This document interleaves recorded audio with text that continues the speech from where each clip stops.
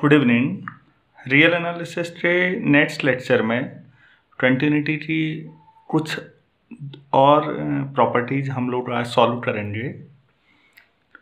मैंने पहले ही लिख के रखी है जो पहली प्रॉपर्टी है। आप थ्योरम के स्टेटमेंट पे ध्यान दीजिए। If a function is continuous at a point then its sign is invariable near the point. अब इसका मतलब क्या हुआ? अगर कोई फंक्शन कहीं पर कंटिन्यूअस है तो उस पॉइंट के आसपास आपको एक छोटा सा इंटरवल मिलेगा जहां पर फंक्शन का जैसा साइन है वो मेंटेन रहेगा। मतलब हम इस थ्योरम को देखिए कुछ पॉसिबल सिचुएशन में तोड़ देते हैं ताकि आपको समझने में आसानी हो।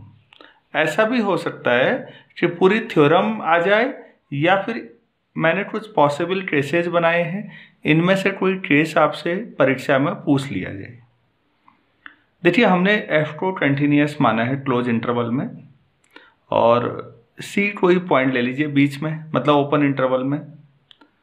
तो एफ ए अगर देखिए पहला केस क्या है, एफ ए पॉजिटिव है, मतलब जो फंक्शन का साइन है वो ए पर क्या है, पॉजिटिव है। अब ए के लेफ्ट तो पॉसिबल है नहीं जाना, ए के लेफ्ट में तो हम जा नहीं सकते। ए के राइट में सोचिएगा, ए से थोड़ा सा आगे तक, थोड़ा मतलब आपको हमेशा डेल्टा मिलेगा।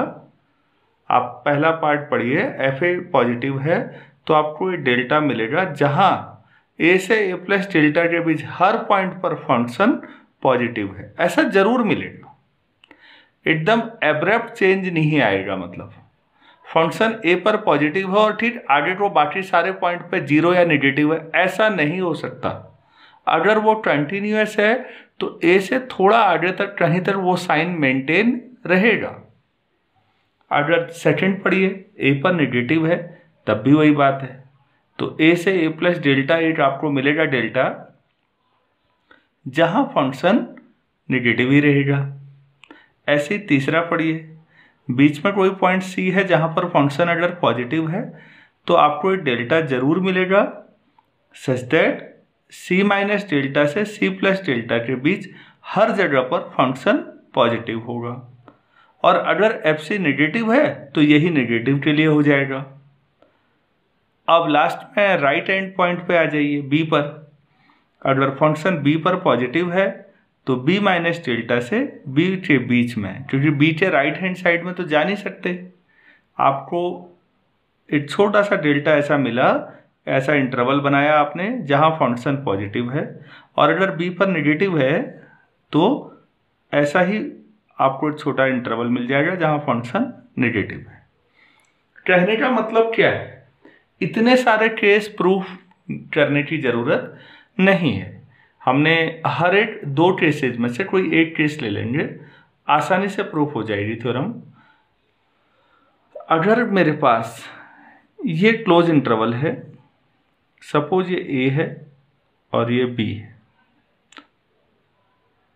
कोई बीच में कहीं पर सी ले लीजिए। अगर ए पर पॉजिटिव है तो ए से थोड़ा सा आगे तक कहीं मान लीजिए ये है, तो ये ए प्लस डेल्टा हो जाएगा। इस जोन में भी फंक्शन पॉजिटिव होगा ऐसा कह रहे हैं। ऐसा नहीं हो सकता कि ए पर पॉजिटिव है और जस्ट ए के बाद नेक्स्ट पॉइंट पर जीरो या नेगेटिव है। लेकिन ए से ए प्लस डेल्टा अगर आप छोटा सा भी लेंगे इंटरवल तो इसमें नंबर ऑफ पॉइंट याद रखिएगा उतने ही होंगे जितने पूरे रियल लाइन पर होते हैं। इसकी कार्डिनलिटी बोलते हैं हम इसे, वही होगी जो आर की होगी। इंटरवल छोटा या बड़ा आपको या मुझे लग सकता है, रियल नंबर्स के पॉइंट्स के मामले में अनकाउंटेबल पॉइंट होंगे। खैर, मैं पहला प्रूफ करने जा रहा हूं और बहुत 2 लाइन का प्रूफ है। हमें दिया गया है कि फंक्शन f जो है पूरे क्लोज इंटरवल में कंटिन्यूअस है। f is continuous on close interval a b, तो इसका मतलब f is continuous at a also।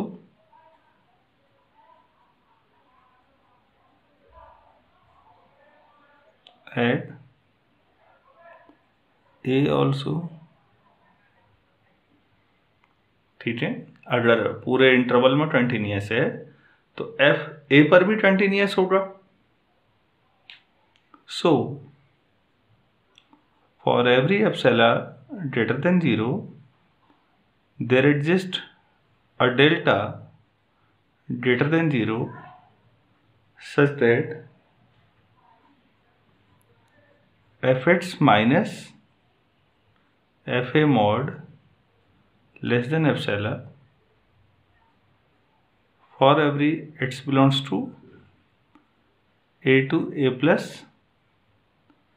a minus delta तो आना है नहीं, यहाँ ए के लेफ्ट में तो जाना अलाउड है नहीं, तो हमने सीधे ही लिख दिया कि ए से राइट साइड में ए प्लस डेल्टा,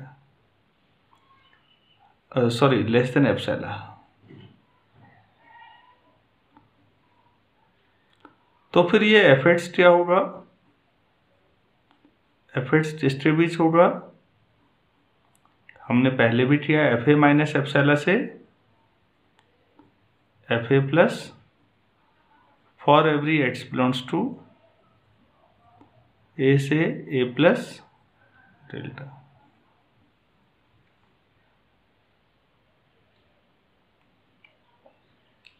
यहां पर अब ए पर साइन कैसा है, पहले केस में हमने क्या ले लिया है, एफ ए कैसा है, पॉजिटिव है। दूसरी बात आपने कहा फॉर एवरी एप्सिलॉन, मतलब एप्सिलॉन आप कुछ भी ले सकते हो जो आपका मन करे, तो फिर हम ये मानते हैं एप्सिलॉन को एफ ए ही मान लें,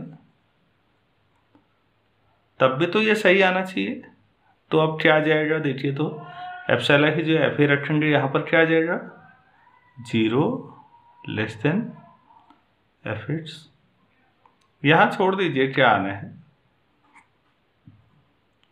for every x belongs to A plus delta.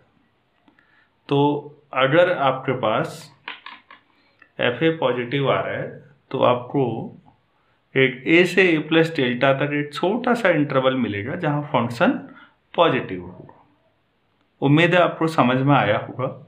Proof काफ़ी आसान है और ये आपको बताता है कि फंक्शन की वैल्यूज में एब्रप्ट चेंज नहीं आ सकता, और अगर आता है तो फिर कंटिन्यूटी जैसी चीज़ मेंटेन नहीं रह सकती है।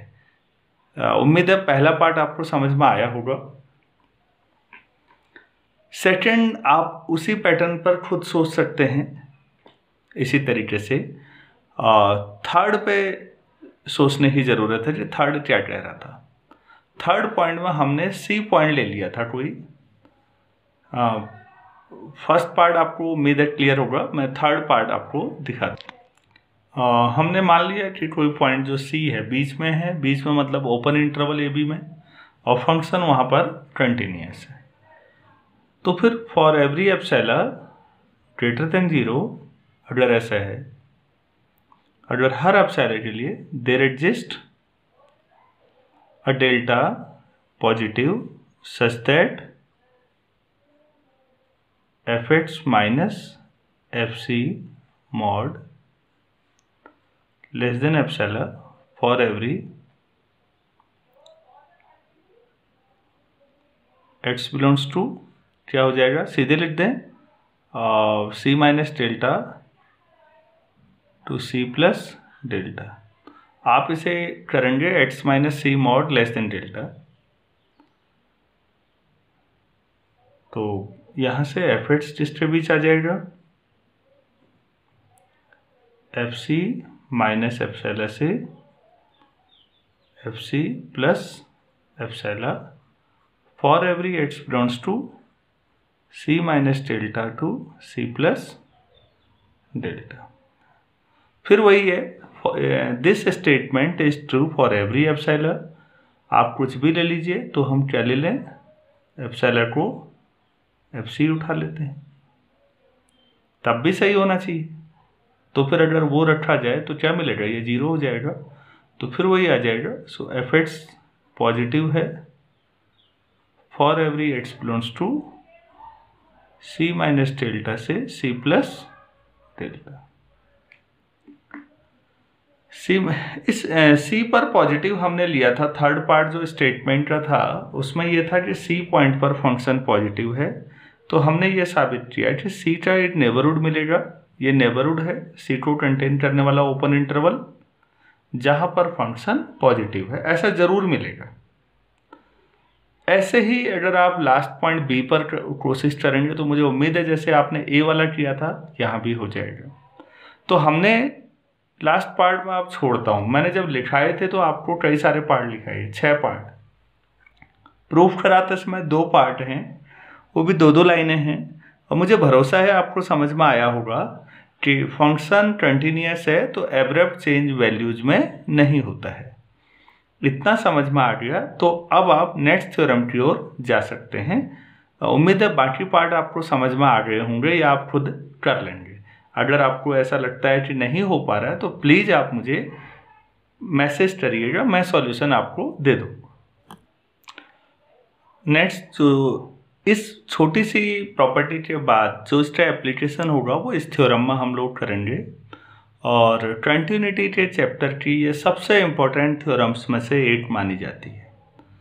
हम इसका जो एप्लीकेशन है वो न्यूमेरिकल एनालिसिस और जो बाकी ब्रांचेज हैं हमारी वहाँ भी हम यूज़ करते हैं।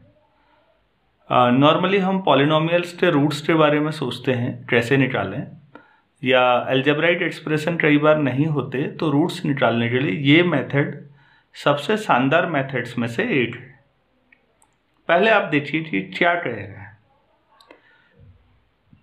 If a function f is continuous on closed interval ab and fa and fb are of opposite signs, then there exists at least one point c belong to open interval ab such that fc equal to 0। पहली बात हम ये समझते हैं कि हम अगर geometrically समझाना चाहें इस बात को, सपोज ये पॉइंट ए है और ये पॉइंट बी है और फंक्शन कंटिन्यूअस है और ए और बी पर अपोजिट साइन है। अगर ये रियल लाइन का पार्ट है तो फंक्शन की वैल्यू इससे ऊपर पॉजिटिव होती है, एक्स एक्सिस पर फंक्शन एफ एक्स मतलब वाई कोऑर्डिनेट 0 होता है और इससे नीचे नेगेटिव होता है। अपोजिट लेना है, आपकी इच्छा है आप यहाँ पर और यहाँ पर कैसा लें, तो मैं ऐसा ले सकता हूँ without loss of generality.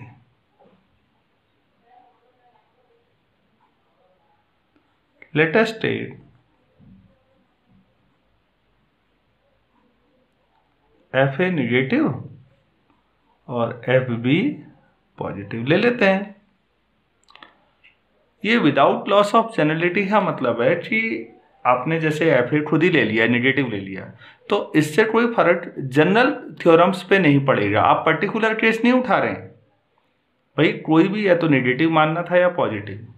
Suppose यहाँ पर फंक्शन इस पॉइंट पर है, एफ ए ये है नेगेटिव है इससे नीचे और यहाँ पर ये है, तो इस थ्योरम के अनुसार कम से कम एक बार तो ऐसा होगा कि ये एक्स एक्सिस को काटेगी कहीं पर। सपोज ये पॉइंट सी है तो रूट्स का मतलब ही है कि कर्व एक्स एक्सिस को जहां पर कट या टच करे, जहां पर कट या टच करे उसे आप उस एक्स एक्सिस से उस पॉइंट को क्या बोलेंगे, रूट। ज्योमेट्रिकल मीनिंग ये है। तो आप अगर एफ ए और एफ बी अपोजिट साइन के हैं तो कम से कम एक बार ऐसा होगा कि कर्व एक्स एक्सिस को कट करेगा, मतलब ये रूट मिल जाएगा आपको।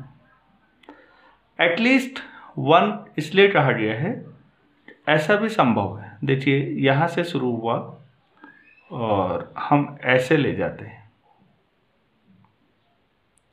तो देखिए ये ए मान लिया जाए और ये बी मान लिया जाए, तो ए रूट तो यहाँ पर है, दूसरा यहाँ पर है, तीसरा यहाँ पर है।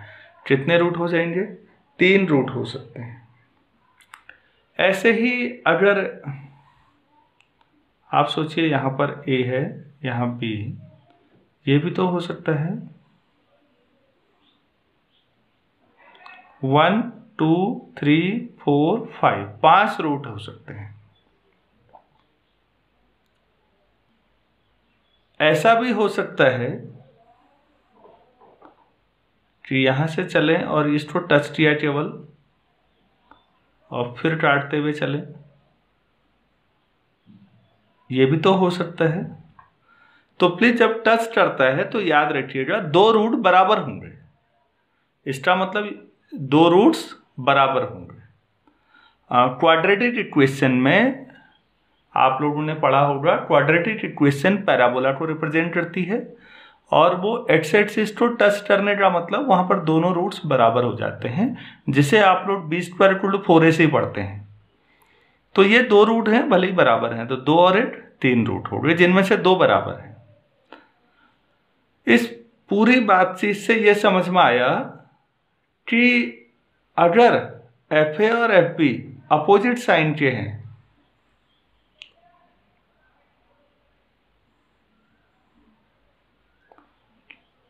एफ ए और एफ बी अपोजिट साइन के हैं, तो उनके बीच जो रूट्स की संख्या होगी ऑड होगी। ऑड मतलब विषम। देखिए 1 2 3 4 5 6 7, 7 रूट हो सकते हैं, 5 रूट हो सकते हैं, 3 रूट हो सकते हैं, 8 तो है ही भाई, कंटिन्यूअस है और यहां से यहां जाना है, कूद के जा नहीं सकते, एक्स एक्सिस के ऊपर से जंप मार के जा नहीं सकते। अगर जंप मार के जाएंगे तो कंटिन्यूटी कैसे रहेगी, और अगर आप एक्स एक्सिस को कट या टच करेंगे तो वहां पर रूट आ जाएगा। तो ये थ्योरम ये कहती है कि अगर एफ ए और एफ बी अपोजिट साइन के हैं तो उनके बीच कम से कम एक रूट तो होगा ही होगा। मैंने आपको थोड़ा और समझाने की कोशिश की ज्योमेट्रिकली कि 8 हो सकता है, 3 5 7 ऑड नंबर ऑफ रूट्स होते हैं। क्या मेरी बात समझ में आया? इसको एनालिसिस में कैसे प्रूफ करते हैं, अब चलिए देखते हैं। तो विदाउट लॉस ऑफ जनरलिटी हमने मान लिया था कि एफ ए नेगेटिव मान लेते हैं, एफ बी पॉजिटिव मान लेते हैं, ठीक है। हम एक सेट डिफाइन करते हैं, लेट कैपिटल ए नाम दे देते हैं इसे, और इसमें एलिमेंट है एट्स, और एट्स से इसी क्लोज इंटरवल के ही एलिमेंट हैं, A comma B and F it's less than 0। अगर आप कह रहे हैं कि ए पर फंक्शन की वैल्यू नेगेटिव है तो लास्ट थ्योरम के आधार पर आपको ए से ए प्लस डेल्टा तक एक छोटा सा जोन मिलेगा जहां फंक्शन की वैल्यू नेगेटिव आएगी। वो सारे पॉइंट्स का जो कलेक्शन है, सपोज वो ए है, हमने मान लिया, तो आप कह रहे हैं कि एफ ए नेगेटिव है, तो इसका मतलब जो ए है वो तो ए पर है ही ना। कम से कम ये आप ये नहीं कह सकते कि ए एम्प्टी सेट है, so A is non empty. आप ऐसा नहीं है कि ये कोई काल्पनिक है, ए नेगेटिव है, एफ ए क्या है, नेगेटिव है, तो ए के राइट हैंड साइड में छोटा सा जोन मिलेगा, उन पॉइंट्स पर फंक्शन की वैल्यू भी कैसी होगी, नेगेटिव होगी। ये हमने जो पिछली थ्योरम थी उस आधार पर किया। अच्छा, तो इसके बाद आप ये कह सकते हैं कि आपके पास जो सेट है वो अपर बाउंडेड है, so A is an upper bounded set, upper bounded set as one upper bound is B. ऐसा सोच सकते हैं या नहीं, one upper bound is B. भाई ये ए से बी तक पूरा है और ये ए से थोड़ा सा आगे तक है, तो बी अपर बाउंड हुआ या नहीं। तो आपके पास जो सेट ए है वो अपर बाउंडेड है, और हमने एक्सियम ऑफ कंप्लीटनेस पढ़ी थी, अगर रियल नंबर्स का कोई सेट अपर बाउंडेड है तो आपको उसका सुप्रीमम जरूर मिलेगा। हम यहां पर कहते हैं by completeness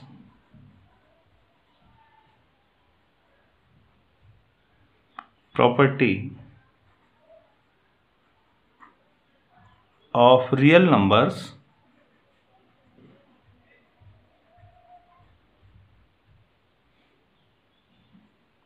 A has the least upper bound, हम इसे क्या मान लें, से C, हम इसी को क्या मान ले रहे हैं, C। तो अब हम ये प्रूफ कर देंगे, हमारा क्लेम क्या है कि FC equal to 0 where C lies between A and B। अगर मैं ये प्रूफ कर दूं तो देखिए A पर नेगेटिव था फंक्शन, और मैंने कहा A से आगे को चलते हुए कुछ जगहें, कुछ पॉइंट्स मिलेंगे, छोटा सा इंटरवल जहां पर फंक्शन नेगेटिव ही रहेगा। हम ये बताना चाह रहे हैं जहां तक नेगेटिव है ठीक है, ठीक अगले पॉइंट पे फंक्शन क्या हो जाएगा, 0। तो जो सुप्रीमम है उसी पॉइंट पर 0 होगा। तो यहाँ पर दो चीज़ें प्रूफ करनी है। पहला, जो C है वो A और B के बीच में है। दूसरा, C पर फंक्शन की वैल्यू 0 है। ये दो चीज़ें प्रूफ करेंगे, तो हम इसे दो स्टेप में तोड़ लेते हैं।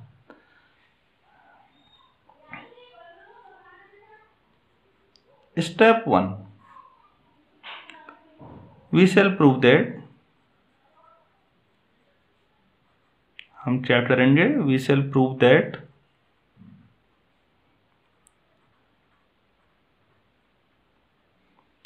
C lies between A and B। चलिए ठीक, अब इसे देखते हैं कैसे प्रूफ करें कि ये C ओपन इंटरवल में ही है।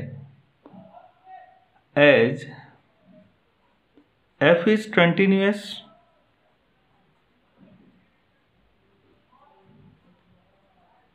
On close interval AB and हमने FA से शुरू किया था। FA क्या है, less than 0। This implies there exist कुछ डेल्टा या डेल्टा 1 मान लेते हैं पॉजिटिव, सच दैट fx भी क्या होगा वहां पर, negative for every x belongs to A से A प्लस डेल्टा 1। ये हमारा पिछली थ्योरम का आउटपुट है, हमने उस बेस पर लिखा है। दिस इंप्लाइज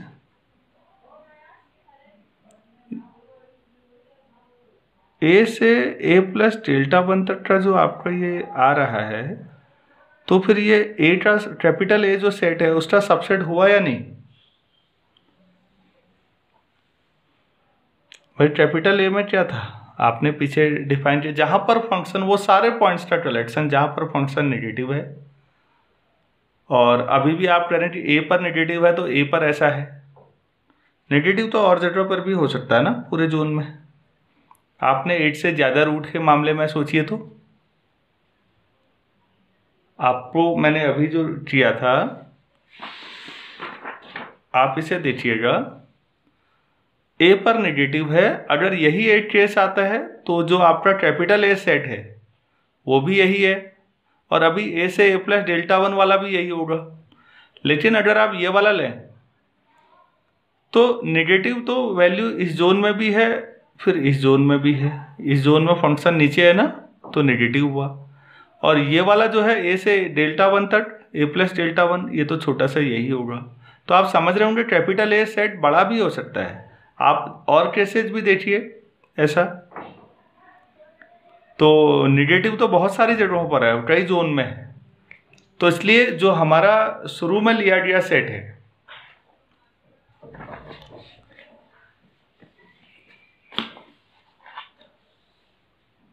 जो हमने शुरू में लिया है कैपिटल A सेट, वो बड़ा भी हो सकता है। इसीलिए मैंने कहा कि जो अभी A पर नेगेटिव है तो A से A प्लस डेल्टा 1 वाला कैपिटल A का सबसेट होगा। उम्मीद है आपको ये लॉजिक समझ में आया होगा। Consequently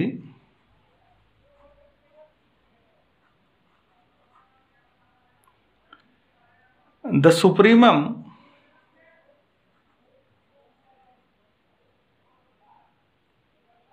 of A will be greater than equal to A plus delta one. तो जब ए आपका बड़ा सेट है होने जा रहा है, सुपर सेट होने जा रहा है, तो उसका जो सुप्रीमम होगा वो सबसेट है सुप्रीमम के बराबर या उससे बड़ा होगा।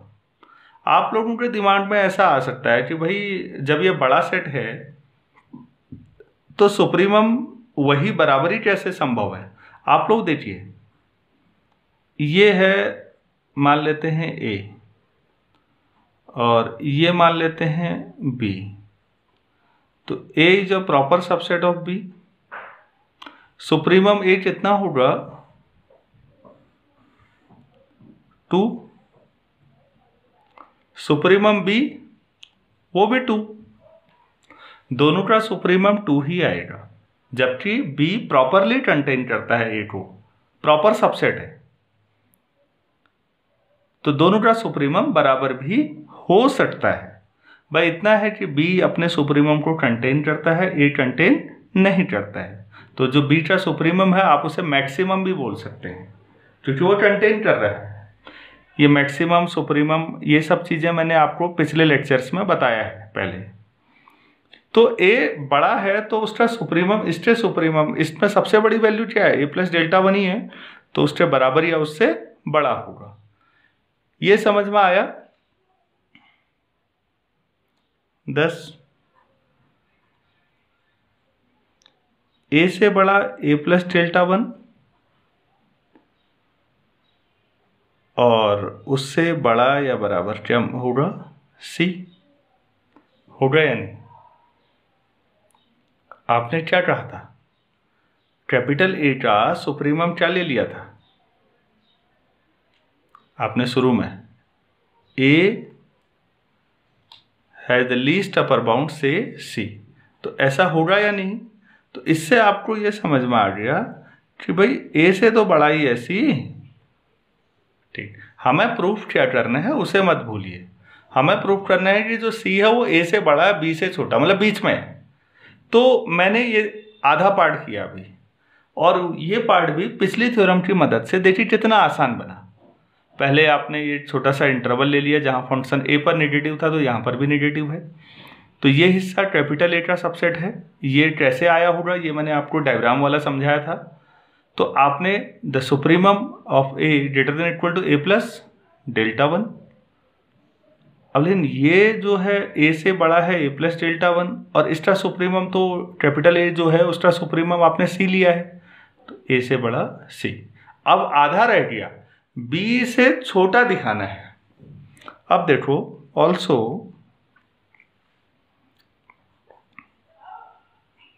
एफ बी कैसा ले रखा है हमने, पॉजिटिव।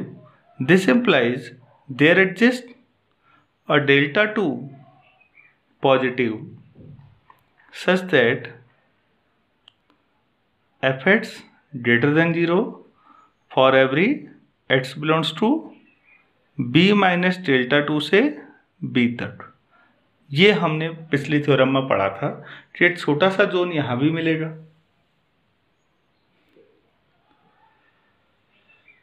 इसका मतलब b minus delta 2 is an upper bound of s, is an upper bound of A. So B minus delta 2 में तो फंक्शन पॉजिटिव है, ये पूरे में आपने तो जो A था आपका, तो A में तो नेगेटिव था सारा, तो ये भी एक अपर बाउंड होगा।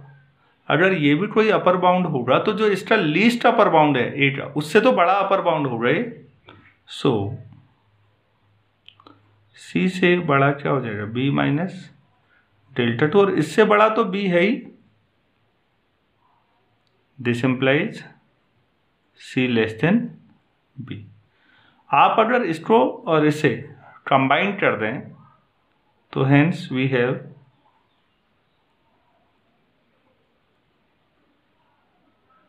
ए ग्रेटर देन सी। तो पहला पार्ट आपने प्रूफ कर दिया, पहला स्टेप आपने प्रूफ कर दिया थ्योरम का, जो सी है वो ए और बी के बीच में है।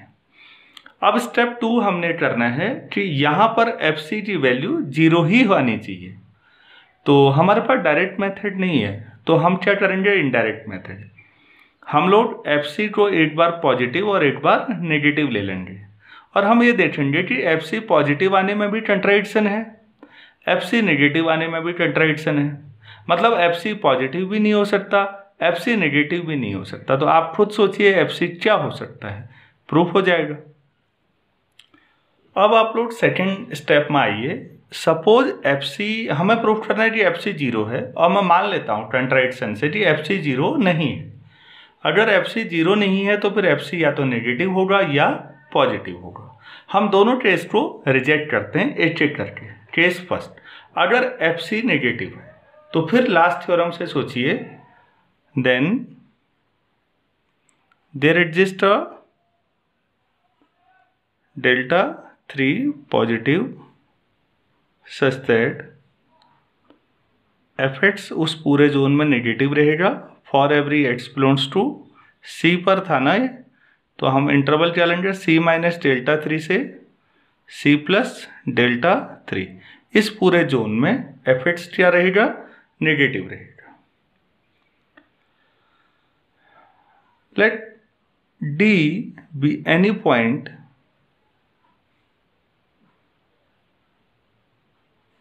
such that C से बड़ा D और D से बड़ा C प्लस डेल्टा 3। आप समझ रहे हैं, ये C था, यहाँ पर C माइनस डेल्टा 3, यहाँ पर C plus delta 3। Open interval लेंगे तो ऐसे होल बना दीजिए किनारे पर, और आप यहाँ पर D ले रहे हैं कहीं, इस पूरे में आपने D ले लिया है।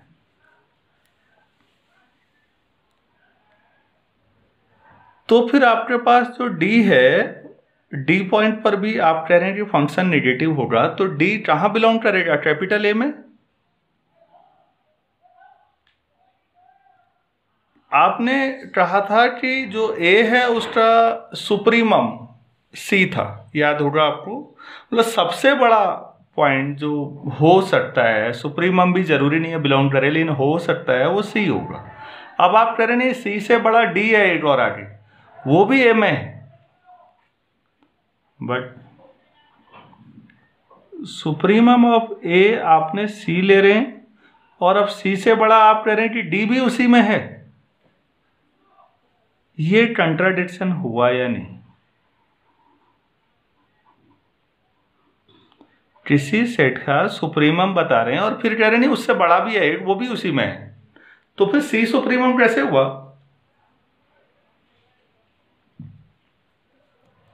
तो अगर ये कंट्राडिक्शन है तो हमारा इनिशियल एज्यूम्शन रॉन्ग हुआ या नहीं? Hence FC can not be less than 0। चलिए दूसरा केस देखते हैं। अब अगर मैं ऐसा मानूं कि FC पॉजिटिव मान लेता हूं, फिर FC अगर पॉजिटिव है C पॉइंट पर, फिर वही ले लीजिए, then there exist a delta 4 greater than 0 such that Fx positive for every x belongs to C minus delta 4 से C प्लस डेल्टा 4 तक आपके पास फंक्शन पॉजिटिव आ रहा है। हम लोग इसे ये करते हैं, ये C माइनस डेल्टा 4, ये C प्लस डेल्टा 4, बीच में कहीं पर C, और सपोज एक बीच में क्या मान लें हम लोग, D। वैसा ही पॉइंट कंट्राडिक्शन के लिए हमने D ले लिया है। अब आप ये जानते हैं कि लीस्ट अपर बाउंड या सुप्रीमम ऑफ A क्या है, C, और मैं उससे D पिछले में लिया तो D डैश ले लो। Here least upper bound of A क्या ले लिया हमने, C। Let C minus delta 4 से बड़ा और C से छोटा इस बीच में ये डी डैश ले लिया, where F of D dash क्या है, एफ ऑफ डी डैश क्या होना चाहिए, पॉजिटिव होना चाहिए।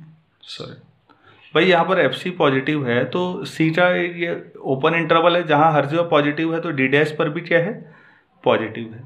लीस्ट अपर बाउंड की प्रॉपर्टी से सोचिएगा, सी सबसे बड़ा पॉइंट है, उससे पहले सब जगह पर क्या है फंक्शन,